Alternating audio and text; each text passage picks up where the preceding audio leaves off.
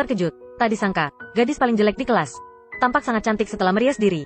Orang-orang yang sering menindasnya belum tahu bahwa Annie memiliki identitas lain. Dia sebenarnya adalah putri dari sebuah negara di Eropa. Awalnya, Annie adalah seorang siswa SMA yang tidak mencolok. Karena penampilannya yang terlalu biasa, teman-teman sekelasnya sering mengabaikan dirinya. Ditindas juga telah menjadi makanan sehari-hari baginya. Hal ini membuat Annie menjadi pengecut dan penakut.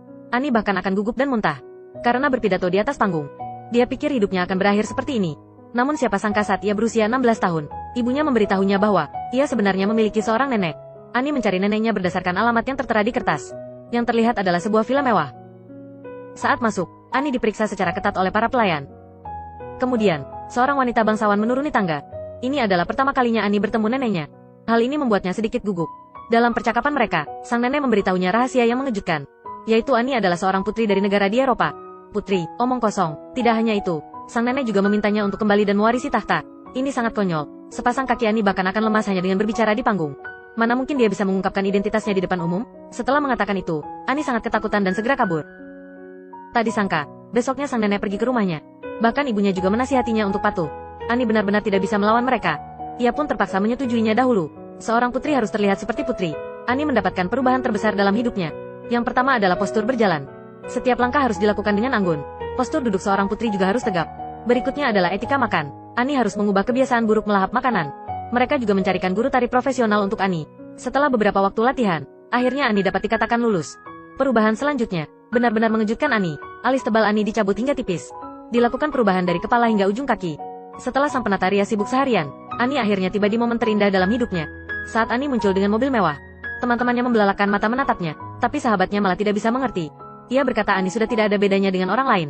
Menjadi gadis yang tergila-gila pada kecantikan. Ucapan ini membuat Annie sangat sedih. Ia pun terpaksa memakai topi selama pelajaran. Tapi dia tidak menyangka orang-orang yang biasanya menindasnya malah mengeluh karena ia melanggar peraturan sekolah. Annie tidak punya pilihan selain melepas topinya. Perubahan besar ini mengejutkan semua orang yang ada di sana. Tidak lama kemudian, identitas putri Annie terungkap.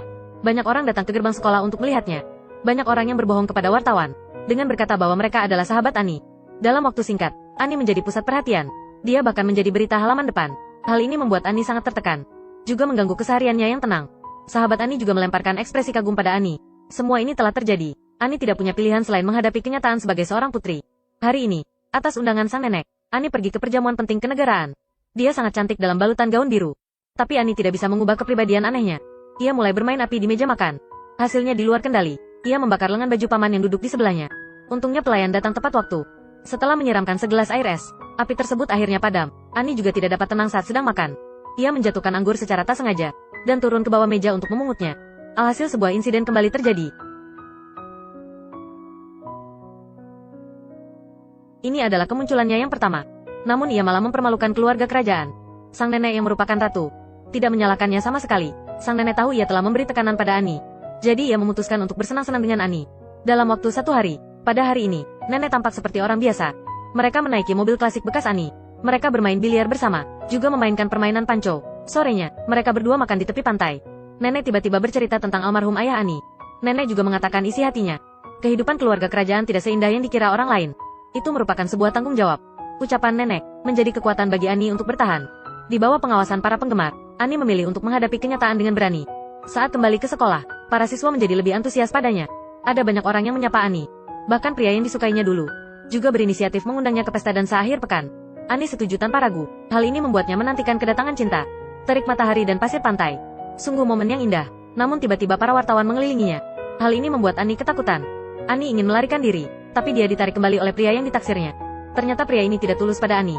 Ia hanya memanfaatkan identitas putri Annie untuk meningkatkan popularitasnya. Annie ingin mengganti pakaiannya dan pergi. Beberapa gadis yang tidak berniat baik berinisiatif meminjamkannya sebuah ruang ganti. Tak disangka, setelah Annie masuk beberapa lama, para gadis itu menyibakkan tendanya. Annie terperanjat dan melihat orang-orang yang mengerumuninya. Ia terlihat bagai burung yang terluka. Untungnya, separuh pakaiannya sudah terganti. Kalau tidak, dia pasti akan sangat malu hari ini.